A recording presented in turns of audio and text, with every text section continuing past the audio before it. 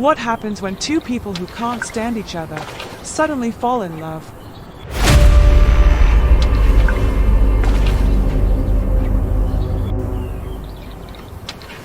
Diva Thompson wiped her hands on her apron as she stepped outside her cafe, scanning Victoria Island's bustling streets.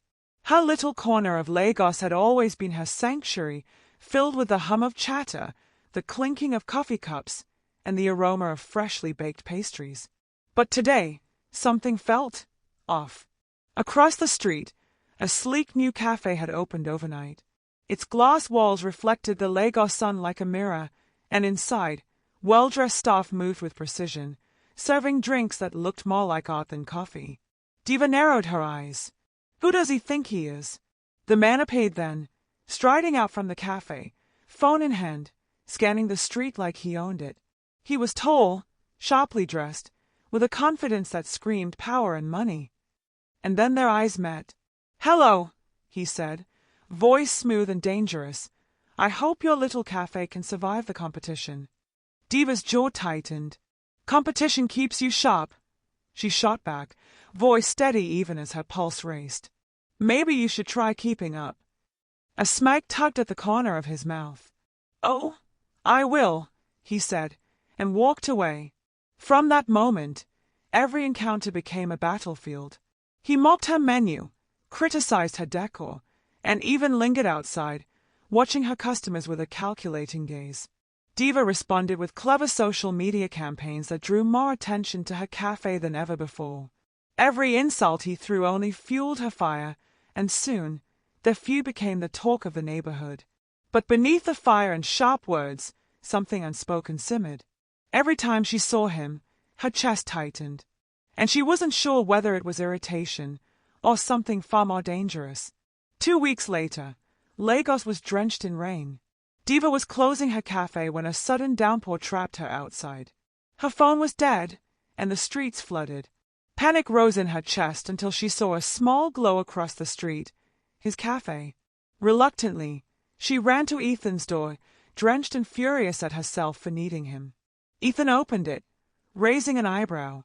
Well, if it isn't my favorite rival.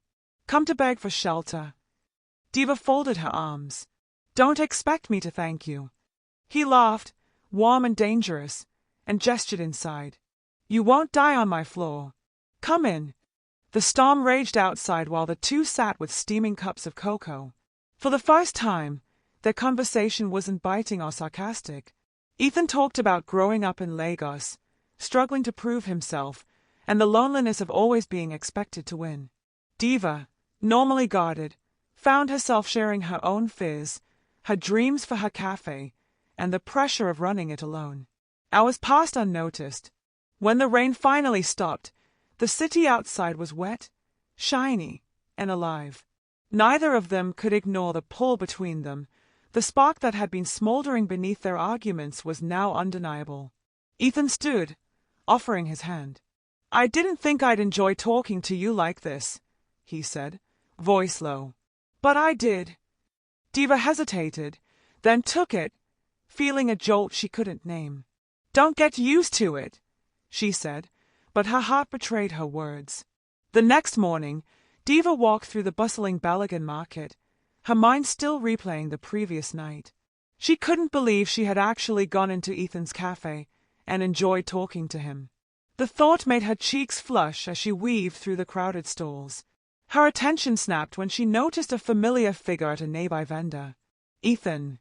He was examining a display of hand-woven baskets, looking impossibly calm in the chaos of Lagos shoppers. When he saw her, his lips curled into that infuriating smirk. "Fancy seeing you here," he said, voice teasing. Diva scowled, grabbing a basket off the table. "You're stalking me now." "Not at all," he said smoothly, brushing past her with a basket in hand. "Just keeping an eye on the competition." She rolled her eyes, but her stomach betrayed her. Every glance, every brush of his hand against hers as they reached for the same basket made her pulse race. "Listen," he said suddenly, lowering his voice. "I know we started as enemies, but I can't stop thinking about you." Diva froze. The words were raw, dangerous, and impossible to ignore. You what? He shrugged, attempting nonchalance, but his eyes gave him away. I can't stop thinking about you, Diva. You're different, fiery, impossible, and yet I can't stay away. Diva felt a rush of emotions, anger, confusion, and a heat she couldn't explain. She wanted to scream at him, push him away, yet a part of her wanted to throw herself into his arms. Before she could respond, a vendor shouted about a spilled basket of tomatoes. Chaos erupted, and they were swept apart by the crowd, leaving her standing there, heart hammering, and him disappearing into the sea of shoppers. That night, Diva couldn't sleep. Every memory of Ethan, his smirk, his teasing tone, the way he had looked at her in the market, haunted her. She hated it. She hated him. Yet she couldn't stop thinking about him. Something had shifted. Their battle wasn't just about cafes anymore. It was about heartbeats, stolen glances, and unspoken desire. And neither of them were ready to admit just how dangerous that could be. The following morning, Diva arrived at her cafe with a mixture of irritation and curiosity. Ethan's words from the market replayed endlessly in her mind, making her cheeks warm despite herself. Thinking about him is dangerous, she told herself, shaking her head as she brewed the first pot of coffee. Her warning was interrupted by the sight of him across the street, leaning casually against the glass of the Ivy Lounge, watching her. Diva narrowed her eyes. He really doesn't know when to quit, she muttered under her breath. Minutes later, a delivery van blocked her cafe entrance. Ethan emerged from the shadows, carrying 2 boxes of pastries. He grinned that infuriating grin. Morning, Diva. I thought it might be fun, a little challenge. Diva crossed her arms. Challenge? I don't have time for your games. Oh, it's not just a game, he said, setting the boxes on her counter. Let's see whose pastries the customers actually prefer. Winner gets bragging rights for the week. Loser pays the other a little visit in their kitchen to learn a thing or two. Diva felt a spark of adrenaline. The idea of a coffee duel was irresistible. She agreed immediately, even though a small part of her wanted to refuse. Fine, she said, smirking, prepared to be humiliated. The day passed in a blur of customers, laughter, and tension. Every glance they shared carried an electric charge. At one point, their hands brushed while adjusting a table, and the heat between them made Diva's stomach twist. She quickly looked away, scolding herself for even noticing. By the end of the day, the results were clear. The cafe was packed, loyal customers had doubled, and even Ethan had to admit defeat, grudgingly. You've got skill, Diva, he said, his voice low and slightly breathless. I didn't expect this. Diva smirked, feeling victorious and oddly giddy. Don't let it go to your head, she replied, though her own heart raced. As the sun dipped behind Lagos skyscrapers, casting golden light across the streets, Diva realized something terrifying. She was starting to like him. Not just tolerate him, like him. And if he noticed the same spark she did, their rivalry could turn into something far more dangerous and far more irresistible. That evening, Diva stayed behind to close her cafe, wiping down tables while the Lagos skyline glimmered outside her windows. Her thoughts, she realized with a jolt, were entirely consumed by Ethan. The way his smirk lingered in her memory, how his eyes seemed to see through her firewalls, and the casual confidence that both infuriated and intrigued her. A sudden knock at the door made her jump. She opened it cautiously and found Ethan standing there, his tailored jacket soaked from the evening drizzle.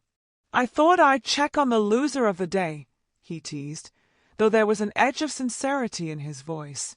Diva's heart skipped. I'm not a loser, she shot back, though her voice wavered slightly. He stepped inside, shaking off rain droplets, and for a moment they stood in silence, the tension between them thick enough to taste. Diva, can I be honest? He asked quietly, leaning against the counter. Diva raised an eyebrow.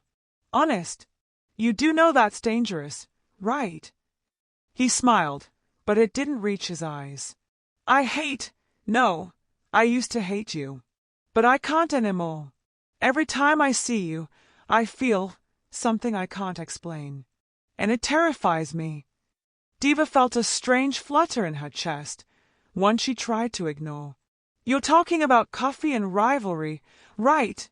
She asked, trying to sound casual. Ethan stepped closer, his voice dropping.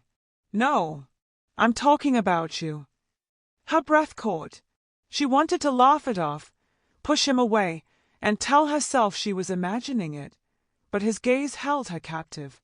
Ethan, she whispered, her own walls beginning to crumble. He reached out, brushing a strand of damp hair from her face, and the heat between them became unbearable. I shouldn't feel this way, he murmured. But I do, and I can't stop thinking about you. Diva's defenses broke. She stepped closer, almost touching him, feeling the raw magnetism pulling them together. Maybe I feel the same, she admitted softly, her voice trembling. For a heartbeat, the world fell away, the city lights, the drizzle, the rivalry. It was just them, two hearts teetering on the edge of something dangerous and irresistible. And neither of them knew if stepping over that line would destroy their world or make it perfect. The following morning, Lagos was alive with the buzz of street vendors, honking cars, and the smell of fried akara drifting from the market. Diva opened her cafe, her mind still tangled in thoughts of last night. She couldn't deny it any longer. Ethan had gotten under her skin.